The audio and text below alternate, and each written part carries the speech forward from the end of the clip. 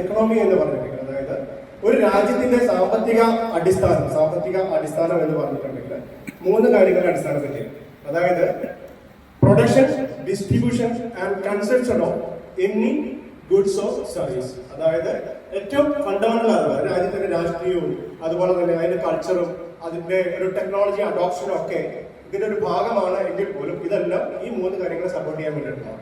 അതായത് ഒരു ഉൽപ്പന്നത്തിന്റെ നിർമ്മാണം, ഡിസ്ട്രിബ്യൂഷൻ ആൻഡ് കൺസംപ്ഷൻ, ഉപഭോഗം, ഈ മൂന്ന് കാര്യങ്ങളെ അടിസ്ഥാനമാക്കിയാണ് സാമ്പത്തിക അവസ്ഥ നിലനിൽക്കുന്നത്. ഇതില് നമ്മളെല്ലാം ഈ രാജ്യത്തുള്ള എല്ലാ ആളുകളും, ഈ ലോകത്തുള്ള എല്ലാ ആളുകളും കൺസ്യൂമേഴ്സ് അല്ലെ, കസ്റ്റമേഴ്സ് ആണ് അല്ലെ, എപ്പോഴും ഉപഭോക്താക്കളാണ്. അപ്പൊ ഉപഭോക്താക്കളാകാൻ വലിയ ബുദ്ധിമുട്ടൊന്നുമില്ല, നമ്മളെല്ലാം ഉപഭോക്താക്കളാണ്. ഈ പ്രൊഡക്ഷൻ ആൻഡ് ഡിസ്ട്രിബ്യൂഷൻ എന്ന് പറയുന്ന പാർട്ട് കൈകാര്യം ചെയ്യുന്ന ആളുകളുടെ ഏറ്റവും ഡയറക്റ്റ് ഇൻവോൾവ് ചെയ്യുന്ന ആളുകളാണ് ഓൺടർപ്രണേഴ്സും ബിസിനസ് ഓണേഴ്സും. അങ്ങനെയുള്ള ആളുകളാണ് നമ്മൾ ഈ റൂമിൽ പേരിയിരിക്കുന്നത്. വളരെ സെലക്റ്റീവ് ആയിട്ടുള്ള കുറച്ച് ആളുകൾ, അതായത് ഒരു രാജ്യത്തിന്റെ സാമ്പത്തിക ഭദ്രതയെ അടിയുറപ്പിക്കാൻ പറ്റുന്ന കുറച്ച് ആളുകളാണ് നമ്മുടെ ഇരിക്കുന്നത്. അതിനുള്ള നിങ്ങൾ കോൺഫിഡന്റ് ആണോ? ഞാൻ അങ്ങനെയുള്ള ഒരാളാണെന്നുള്ളതിന് കോൺഫിഡന്റ് ആണോ? Business owners or entrepreneurs.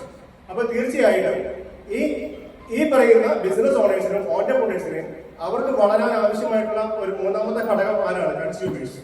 Customers ഉണ്ടെങ്കിൽ മാത്രമേ നമുക്ക് അത് അടുത്ത ഘട്ടത്തിലേക്ക് വളരാം. അത് ഒരു പ്രൊഡക്റ്റ് ഉൽപാദനം ഉണ്ടാക്കുന്ന ആളാകാം, അല്ലെങ്കിൽ ഒരു സർവീസ് പ്രൊവൈഡ് ചെയ്യുന്ന ആളാകാം. അയാളുടെ നോളജ് വൈസിന് ഒരു സർവീസ് പ്രൊവൈഡ് ചെയ്യുന്ന ഡോക്ടർ ആണെങ്കിൽ അദ്ദേഹം വേറെ ഒന്നും ഉണ്ടാക്കുന്നില്ല, പക്ഷെ അദ്ദേഹത്തിന്റെ അറിവായിരിക്കും അദ്ദേഹം വിൽപ്പന നടത്തുന്നത്. തീർച്ചയായിട്ടും അങ്ങനെയുള്ള കാറ്റഗറിയിൽപ്പെട്ട ആരുമാണ്.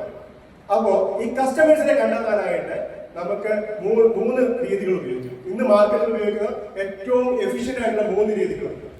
ഒന്ന്, ലീഡ്സ് ജനറേറ്റ് ചെയ്യും. നമുക്ക് ലീഡ്സ് ജനറേറ്റ് ചെയ്യും. അതായത് ടെലി മാർക്കറ്റിംഗ്, അഡ്വർടൈസ്മെന്റ്സ്, അതുപോലെ മാർക്കറ്റിംഗ്, ഇതൊക്കെ ഇങ്ങനെയുള്ള രീതികളൊക്കെ നിങ്ങൾ ശ്രദ്ധിച്ചിട്ടുണ്ടോ? ഇല്ലേ? അപ്പോ ടെലി മാർക്കറ്റിംഗ് നിങ്ങൾക്ക് കാണാം, സർ ലോൺ ആവശ്യമുണ്ടോ? പണയം വെക്കാം. കഴിഞ്ഞ ദിവസം അങ്ങനെ ഒരു പരസ്യം വന്നപ്പോൾ ഉടനെ ഓപ്പോസിറ്റ് ആള് പറഞ്ഞു, മാഡം എന്റെ ജോലി ശവപ്പെട്ടി വെക്കലാണ്, നിങ്ങൾക്ക് ശവപ്പെട്ടി ആവശ്യം. അതായത് ഒരു ടെലി മാർക്കറ്റിംഗിനൊക്കെ നമ്മൾ ആളുകൾ റെസ്പോണ്ട് ചെയ്യുന്ന ആ രീതിയിൽ, കാരണം അത് ഡിസ്റ്റർബ് ചെയ്യും, പലപ്പോഴും ഡിസ്റ്റർബ് ചെയ്യും. ഒരിക്കലും അതൊരു ബിസിനസ് കൺവേർഷന് വളരെ സാധ്യത കുറവാണ്. അതായത് ഒരു 100%ത്തിൽ 1% മാത്രമേ ഒരു ബിസിനസ് കൺവേർഷൻ ടെലി മാർക്കറ്റിംഗ് അല്ലെങ്കിൽ ഈ പറയുന്ന പോലെ ലീഡ് ജനറേഷനിലൂടെ ഉണ്ടാകാൻ സാധ്യതയുള്ളൂ. അടുത്ത ഒന്നാണ് റെഫറൽ.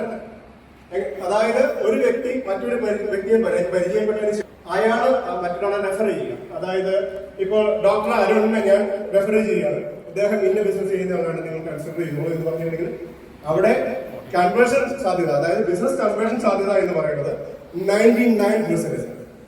അതാണ് റെഫറൻസ്. പിന്നെ ഒന്നാണ് നമ്മുടെ ബ്രാൻഡിങ്, സെൽഫ് ബ്രാൻഡിങ് എന്ന് പറയുന്നത്, അതുപോലെ തന്നെ പ്രൊഡക്റ്റ് ബ്രാൻഡിങ്. അത് വളരെ വലിയ നല്ലൊരു കൺസിഡറാണ്. പക്ഷെ അതിന് ഒരുപാട് ഒരു വ്യക്തിക്ക് സ്വന്തം ബ്രാൻഡായി മാറുക എന്നുള്ളത്, അതിന് സോഷ്യൽ മീഡിയയൊക്കെ ഉപയോഗിച്ച് സ്വയം ബ്രാൻഡായി മാറുക, അങ്ങനെ ബ്രാൻഡിങ് എന്ന് പറയുന്ന ഒരു രീതിയുണ്ട്. ഇതിനകത്ത് ഏറ്റവും എഫക്റ്റീവ് ആയിട്ടുള്ള മാർഗമാണ് ക്രിയേറ്റിംഗ് റെഫറൻസ്.